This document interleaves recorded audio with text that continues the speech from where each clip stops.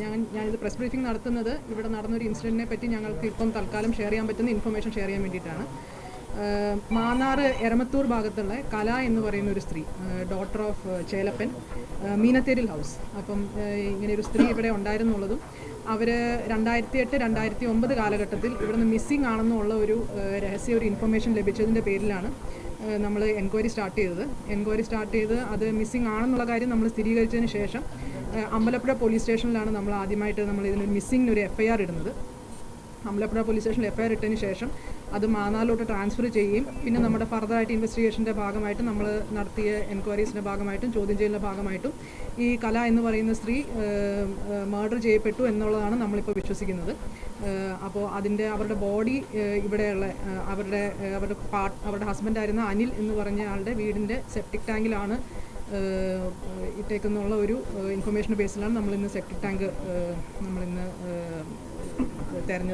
Search ചെയ്തത്. അപ്പം ഇതിൻ്റെ ഭാഗമായിട്ടുള്ള ഇൻവെസ്റ്റിഗേഷൻ വളരെ പ്രിലിമിനറി സ്റ്റേജിലാണിപ്പം. അപ്പോൾ നമ്മളിപ്പോൾ FIR ഇടുന്നുണ്ട് മർഡർ കേസിന്. ബാക്കിയുള്ള ഇൻവെസ്റ്റിഗേഷൻ ഫർദർ പ്രൊസീഡ് ചെയ്യുന്ന അനുസരിച്ചിട്ട് ഫർദറായിട്ട് ഇൻഫർമേഷൻ എല്ലാവരുമായിട്ട് ഷെയർ ചെയ്യുന്നതായിരിക്കും. ഇപ്പോൾ 5 പേരാണുള്ളത്. അപ്പോൾ അവരെ ഈ മിസ്സിങ്ങുമായിട്ട് ബന്ധപ്പെട്ട് ചോദ്യം ചെയ്യാനായിട്ടാണ് കസ്റ്റഡി എടുത്തത്. അതെ, 5 പേരാണ്.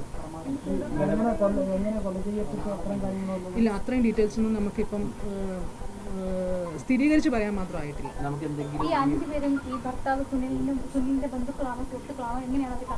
അത് പല രീതിയിലുള്ള കണക്ഷൻസ് ആണ്. അങ്ങനെ എല്ലാവരും തമ്മിൽ ഒരേ രീതിയിലുള്ള അറിയുന്ന ആൾക്കാരാണ്.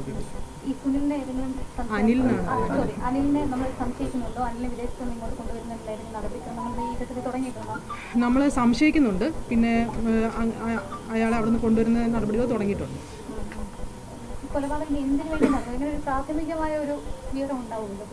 നമുക്കത് അല്ല, നമുക്കിപ്പോൾ സോഫാർ നമുക്ക് ഒരു പേഴ്സണൽ ആയിട്ടുള്ള ഇഷ്യൂസ് അല്ലാണ്ട് വേറൊരു ഇഷ്യൂസും നമ്മുടെ മുന്നിൽ വന്നിട്ടില്ല. എവിഡൻസ് കിട്ടിയിട്ടുണ്ട്. അതുകൊണ്ടും കൂടിയാണ് നമ്മളിപ്പം മർഡറിന് FIR ഇടുന്നത്. പക്ഷേ നമുക്കത് എവിഡൻസ് എന്തൊക്കെയാണ് കൃത്യമായിട്ട് നമുക്ക് പറയാൻ ഒരു ഫോറൻസിക് പരിശോധനയ്ക്ക് ശേഷം മാത്രമേ പറയാൻ കഴിയുള്ളൂ. ഇപ്പം 15 വർഷക്കാലമായി, അതുകൊണ്ട് തന്നെ നമുക്ക് കാഴ്ചയിൽ ഒരുപാട് എവിഡൻസ് ഇഷ്ടമായിട്ട് കാണുന്നില്ല. അപ്പം ഏതെങ്കിലും തരത്തിലുള്ള കെമിക്കൽസ് ഉപയോഗിച്ചതായിട്ട് കരുതുന്നുണ്ട് ഈ സെപ്റ്റിക് ടാങ്കിലേക്ക്? അത് ഉണ്ടാവാം. അതിന് പരിശോധിക്കാൻ വേണ്ടി സാമ്പിളൊക്കെ എടുത്തിട്ടുണ്ട്? അതെ, എടുത്തിട്ടുണ്ട്. കൊലപാതകം പുറത്ത് വെച്ച് നടത്തിയെന്നാണോ അതോ അവിടെ വെച്ച് തന്നെ നടത്തി? അത് നമുക്ക് ഇപ്പോൾ പറയാൻ പറ്റുന്ന ഒരു അവസ്ഥയല്ല, സിറ്റുവേഷനല്ല.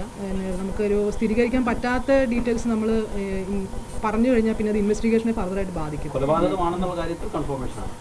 അതെ മാഡം, ഇതിൽ പ്രധാനമായിട്ടും പറയുന്നത് ഇവർ പറഞ്ഞു വന്നിരുന്നത് ഒരു കഥ, അല്ലെങ്കിൽ ആ നാട്ടിൽ വന്നിരുന്ന ഒരു കഥ 15 വർഷങ്ങൾക്ക് 16 വർഷങ്ങൾക്ക് മുമ്പ് മറ്റൊരാളുമായി പോയി സ്വർണ്ണാഭരണങ്ങളൊക്കെ എടുത്തിട്ട് പോയി എന്നൊരു കഥയായിരുന്നു.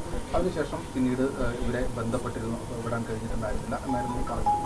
പിന്നീട് പക്ഷേ അതിനുശേഷം വീണ്ടും ഈ അനിൽകുമാർ വിവാഹം കഴിക്കുന്നു. അങ്ങനെ ഒരു സംശയങ്ങളുടെ ഘട്ടമൊക്കെ ആ ഘട്ടത്തിലുണ്ടായിരുന്നു.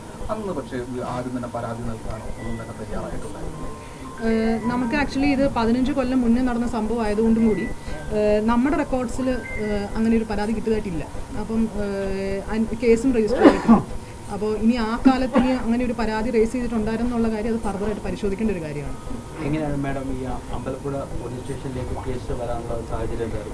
ആക്ച്വലി അമ്പലപ്പുഴയാണ് നമുക്കൊരു ഇൻഫർമേഷൻ കിട്ടിയത്. ഇങ്ങനെ ഒരു സ്ത്രീ മിസ്സിംഗ് ആണ്, കൊല ചെയ്യപ്പെടാൻ സാധ്യതയുണ്ടെന്നുള്ളൊരു ഇൻഫർമേഷൻ നമുക്ക് അവിടെയാണ് കിട്ടിയത്. അപ്പോൾ അതിൻ്റെ ബേസിസിലാണ് നമ്മൾ അവിടെ നിന്നായിരുന്നു എൻക്വയറി നടത്തിയത്. അപ്പോൾ എൻക്വയറി അതിൻ്റെ സോഴ്സിൻ്റെ ഇൻഫർമേഷൻ്റെ സോഴ്സ് നമുക്ക് റിവീൽ ചെയ്യാൻ പറ്റില്ല, കാരണം അത് ആ സോഴ്സിനെ ബാധിക്കും. അതുകൊണ്ട് നമുക്ക് റിവീൽ ചെയ്യാൻ പറ്റില്ല. നമ്മളുടെ നിഗമനം അങ്ങനെ തന്നെയാണ്. അതുകൊണ്ടാണ് നമ്മൾ അതിന് FIR ഇടുന്നത്. അത് നമുക്ക് പറയാൻ പറ്റില്ലല്ലോ. അത് ഈ പറഞ്ഞതുപോലെ നമ്മൾ പറഞ്ഞു കഴിഞ്ഞാൽ അത് ഇൻവെസ്റ്റിഗേഷനെ ബാധിക്കുന്ന കാര്യമാണ്. ഈ പറഞ്ഞ പോലെ നമ്മൾ ഇസ്രായേലിലാണെന്നാണ് നമ്മുടെ അറിവ്. ബന്ധപ്പെടാൻ സാധിച്ചിട്ടുണ്ടോ മാഡം? അനിലിനെ ബന്ധപ്പെടാൻ സാധിച്ചിട്ടുണ്ടോ? ഇല്ല, ബന്ധപ്പെടാൻ സാധിച്ചിട്ടില്ല. മാഡം, ഇതിലെ ഏറ്റവും നമ്മൾ പറയുന്നത് കുറേ കാലമായിട്ടുള്ള ഒരു അന്വേഷണം, അത് അപ്പോൾ എത്രത്തോളം ഒരു വെല്ലുവിളിയായിരിക്കും ഇത് തെളിയിക്കുകയും അതുപോലെ കൃത്യമായിട്ട് കൊണ്ടുപോയി എത്തിക്കുക എന്നുള്ളത്? എത്രത്തോളം പോലീസിന് മറ്റൊരു വെല്ലുവിളിയാണ് ഇത്? ഈ പറയുന്ന പോലെ നമുക്ക് നോർമലി നമ്മളൊരു മർഡർ കേസിലോട് എടുക്കുന്ന കുറേ നമ്മൾ ഡിപ്പെൻഡ് ചെയ്യുന്ന കുറേ എവിഡൻസുകളുണ്ട് കോടതിയിൽ പ്രൊഡ്യൂസ് ചെയ്യാനായിട്ട്, കോടതിയിൽ അഡ്മിസിബിൾ ആയിട്ടുള്ള. അപ്പം ഇങ്ങനത്തെ ഒരു കേസ് വരുമ്പം 15 കൊല്ലം കഴിഞ്ഞതിന് ശേഷമായിട്ടുള്ള കേസ് ആയതുകൊണ്ട് നമുക്ക് നല്ല രീതിയിലുള്ള ഫോറൻസിക് എന്നുള്ള ഒരു സപ്പോർട്ടും പിന്നെ അതേപോലെ തന്നെ മറ്റേ വിറ്റ്നസ്സുകളുടെ സ്റ്റേറ്റ്മെൻറ്റുകൾ എടുക്കുന്നതും നമ്മൾ അതിനകത്തൊരു ഡെഫിനറ്റായിട്ടൊരു ചാലഞ്ചുണ്ട്.